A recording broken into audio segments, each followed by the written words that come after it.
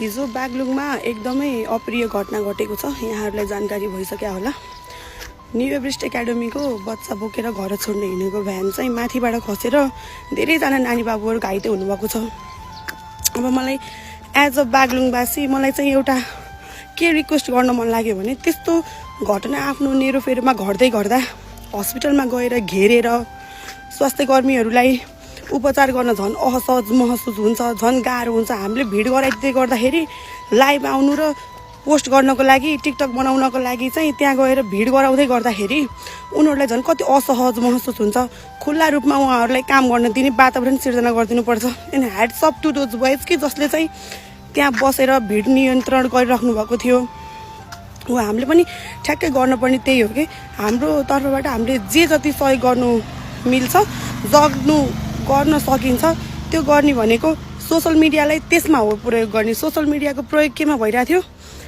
अनावश्यक मृत्युको खबर फैलाउने मान्छेलाई यति हतार हुँदो रहेछ कि बल्ल मैले हिजो रियलाइज गरेँ। जबकि प्रहरी प्रशासनले एकजना बाबुको डेथ डिक्लेयर गरेको थियो भने त्यहाँनिर सोसल मिडियामा फेसबुकमा पोस्ट चाहिँ 5 जना भनेर हाल्नु भएको थियो कि प्लिज यस्तो नगरिदिनुहोस्। भ्रमको खेती झुटको खेती नफैलाइदिनुहोस्। हामीले चाहिँ लेख्नेलाई या भन्नेलाई चाहिँ भ्युज र लाइकको लागि हुन्छ भने उहाँहरूको परिवारमा कस्तो त्यो कुराले कस्तो असर पर्छ होला भन्ने।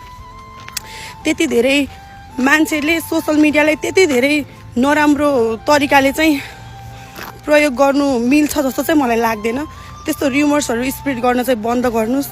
अनि एकजना बाबु हामी माझ रहनु भएन भन्ने खबर प्राप्त भएको थियो। बाबुको आत्माले शान्ति पाओस् र उहाँको परिवारमा धैर्य धारण गर्ने ईश्वरीय शक्ति प्रदान होस् भन्न चाहन्छु। र हामीले आफ्नो तर्फबाट जे जति सहयोग गर्न सकिन्छ गरौँ। ब्लड डोनेसनको कुरा आइरहेको थियो। जति पनि नपाइएको ब्लड थियो त्यहाँ सम्पर्कमा रहेर ब्लड डोनेसन गर्नु होला, गरौँ। बेकारमा अनावश्यक रूपमा हस्पिटलमा गएर भिड गरिदिएर झन् उहाँहरूलाई उपचार गर्नको लागि असहज वातावरण चाहिँ सिर्जना नगर्नु।